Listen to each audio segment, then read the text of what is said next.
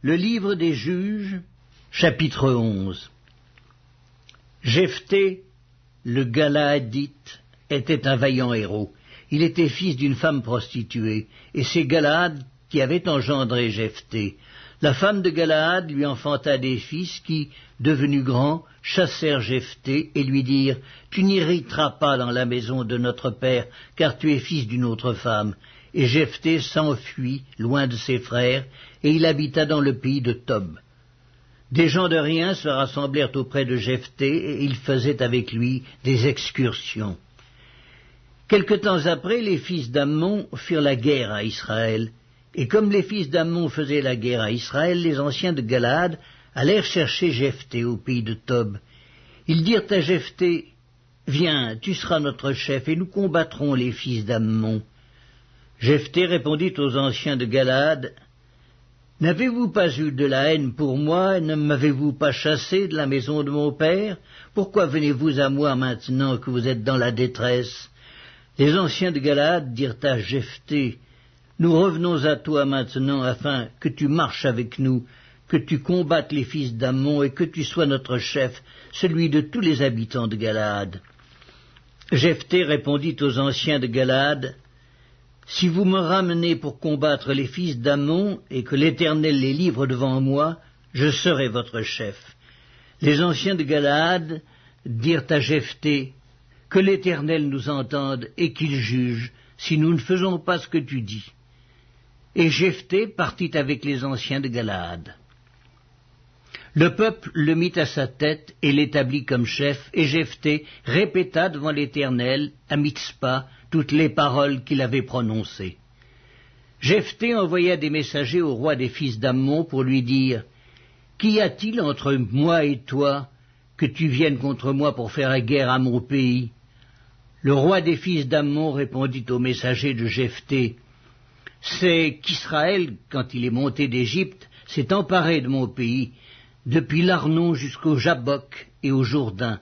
Rends-le maintenant de bon gré. » Jephthé envoya de nouveau des messagers au roi des fils d'Ammon pour lui dire, « Ainsi parle Jephthé, Israël ne s'est point emparé du pays de Moab ni du pays des fils d'Ammon, car lorsqu'Israël est monté d'Égypte, il a marché dans le désert jusqu'à la mer Rouge, et il est arrivé à Kadès. Alors Israël envoya des messagers au roi d'Édom pour lui dire, « Laisse-moi passer par ton pays. » Mais le roi d'Édom n'y consentit pas. Il envoya aussi au roi de Moab, qui refusa, et Israël resta à Kadès. Puis il marcha par le désert, tourna le pays d'Édom et le pays de Moab, et vint à l'orient du pays de Moab. Ils campèrent au-delà de l'Arnon, sans entrer sur le territoire de Moab, car l'Arnon est la frontière de Moab. Israël envoya des messagers à Sion, roi des Amoréens, roi de Hesbon, et Israël lui dit, « Laisse-nous passer par ton pays jusqu'au lieu où nous allons. » Mais Sion n'eut pas assez de confiance en Israël pour le laisser passer sur son territoire. Il rassembla tout son peuple, campa à Jahatz et combattit Israël. L'Éternel, le Dieu d'Israël, livra Sion et tout son peuple entre les mains d'Israël qui les battit. Israël s'empara de tout le pays des Amoréens établis dans cette contrée. Ils s'emparèrent de tout le territoire des Amoréens depuis l'Arnon jusqu'à Jabbok et depuis le désert jusqu'au Jourdain. Et maintenant que l'Éternel, le Dieu d'Israël, a chassé les Amoréens devant son peuple d'Israël, est-ce toi qui aurais la possession de leur pays? Ce que ton Dieu Kémosh te donne à posséder, ne le posséderais-tu pas? Et tout ce que l'Éternel notre Dieu a mis en notre possession devant nous, nous ne le posséderions pas? Vaux-tu donc mieux que Balak, fils de Tsippor, roi de Moab? A-t-il contesté avec Israël, ou lui a-t-il fait la guerre? Voilà 300 ans qu'Israël habite à Hesbon et dans les villes de son ressort, à Aroër et dans les villes de son ressort, et dans toutes les villes qui sont sur les bords de l'Arnon. Pourquoi ne les lui avez-vous pas enlevés pendant ce temps-là? Je ne t'ai point offensé, et tu agis mal avec moi en me faisant la guerre. Que l'Éternel, le juge, soit aujourd'hui juge entre les enfants d'Israël et les fils d'Ammon. Le roi des fils d'Ammon n'écouta point les paroles que Jephthé lui fit dire. L'esprit de l'Éternel fut sur Jephthé. Il traversa Galaad et Manassé. Il passa à Mitzpé de Galaad, et de Mitzpé de Galaad il marcha contre les fils d'Ammon. Jephthé fit un vœu à l'Éternel et dit, « Si tu livres entre mes mains les fils d'Ammon, quiconque sortira des portes de ma maison au-devant de moi, à mon heureux retour de chez les fils d'Ammon, sera consacré à l'Éternel, et je l'offrirai en holocauste. » Jephthé marcha contre les fils d'Ammon, et l'Éternel les livra entre ses mains. Il leur fit éprouver une très grande défaite, depuis Aroër jusque vers Minite, espace qui renfermait 20 villes, et jusqu'à Abel-Kéramim. Et les fils d'Ammon furent humiliés devant les enfants d'Israël.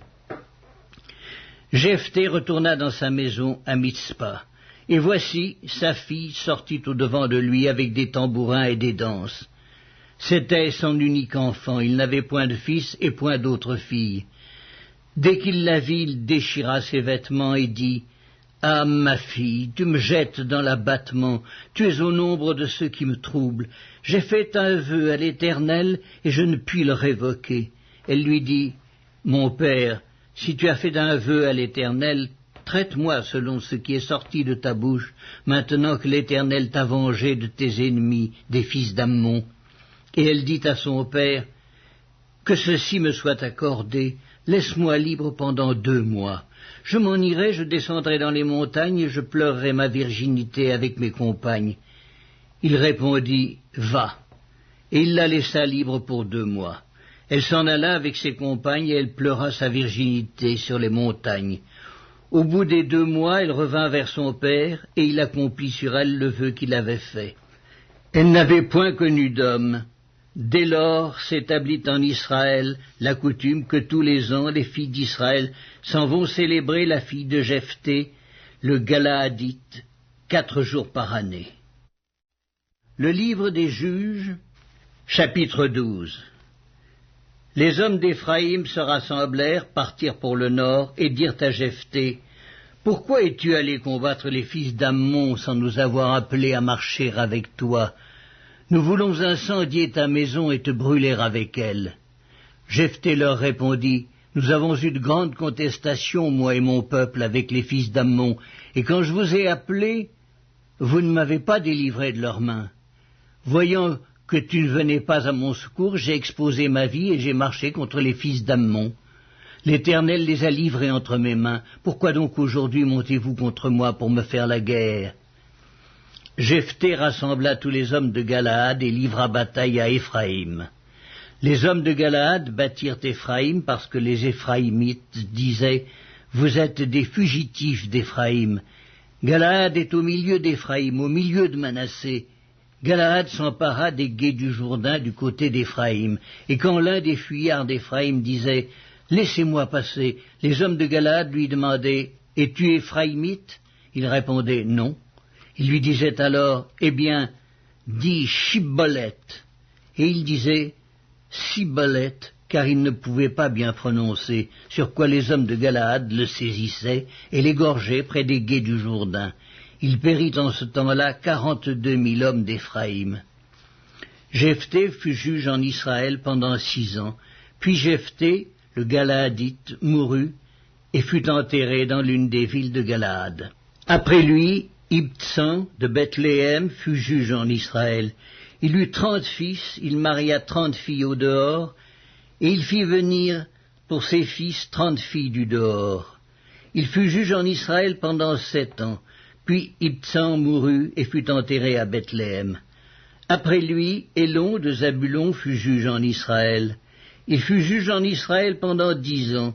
Puis Élon de Zabulon mourut et fut enterré à Ajalon dans le pays de Zabulon.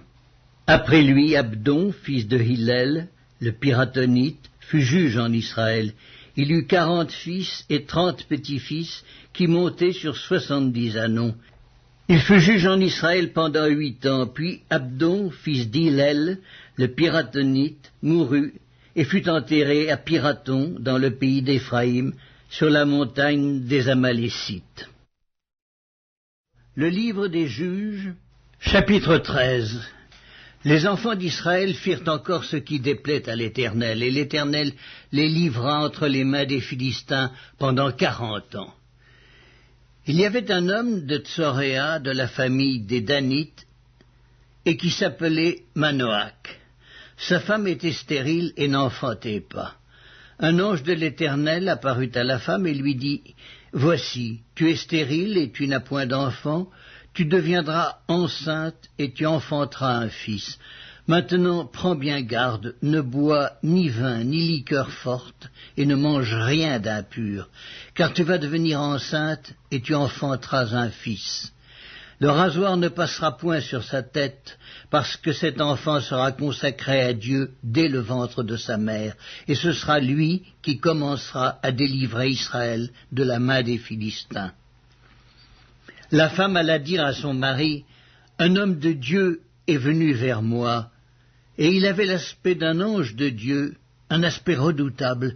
Je ne lui ai pas demandé d'où il était, il ne m'a pas fait connaître son nom, mais il m'a dit, « Tu vas devenir enceinte, et tu enfanteras un fils. Et maintenant ne bois ni vin, ni liqueur forte, et ne mange rien d'impur, parce que cet enfant sera consacré à Dieu dès le ventre de sa mère jusqu'au jour de sa mort. » Manoach fit cette prière à l'Éternel. « Ah, Seigneur, que l'homme de Dieu que tu as envoyé vienne encore vers nous et qu'il nous enseigne ce que nous devons faire pour l'enfant qui naîtra. » Dieu exauça la prière de Manoach et l'ange de Dieu vint encore vers la femme.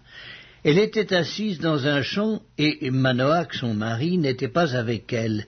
Elle courut promptement donner cette nouvelle à son mari et lui dit, « Voici, l'homme qui était venu l'autre jour vers moi m'est apparu. » Manoach se leva, suivit sa femme, alla vers l'homme et lui dit, « Est-ce toi qui as parlé à cette femme ?» Il répondit, « C'est moi. » Manoach dit, « Maintenant, si ta parole s'accomplit, que faudra-t-il observer à l'égard de l'enfant, et qu'y aura-t-il à faire ?» L'ange de l'Éternel répondit à Manoach, « La femme s'abstiendra de tout ce que je lui ai dit. Elle ne goûtera d'aucun produit de la vigne, elle ne boira ni vin, ni liqueur forte, et elle ne mangera rien d'impur. Elle observera tout ce que je lui ai prescrit. » Manoach dit à l'ange de l'Éternel, « Permets-nous de te retenir et de t'apprêter un chevreau. » L'ange de l'Éternel répondit à Manoach, « Quand tu me retiendrais, je ne mangerai pas de ton mets. Mais si tu veux faire un holocauste, tu l'offriras à l'Éternel. » Manoach ne savait point que ce fût un ange de l'Éternel, et Manoach dit à l'ange de l'Éternel, « Quel est ton nom, afin que nous te rendions gloire quand ta parole s'accomplira ?» L'ange de l'Éternel lui répondit, « Pourquoi demandes-tu mon nom?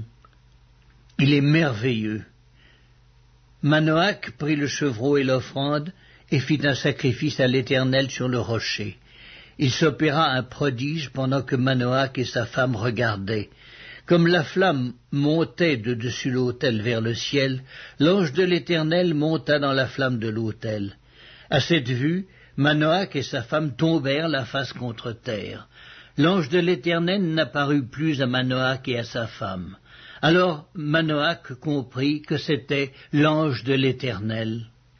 Et il dit à sa femme, « Nous allons mourir, car nous avons vu Dieu. » Sa femme lui répondit, « Si l'Éternel eût voulu nous faire mourir, il n'aurait pas pris de nos mains l'holocauste et l'offrande, il ne nous aurait pas fait voir tout cela, et il ne nous aurait pas maintenant fait entendre pareille chose. » La femme enfanta un fils et lui donna le nom de Samson. L'enfant grandit, et l'Éternel le bénit.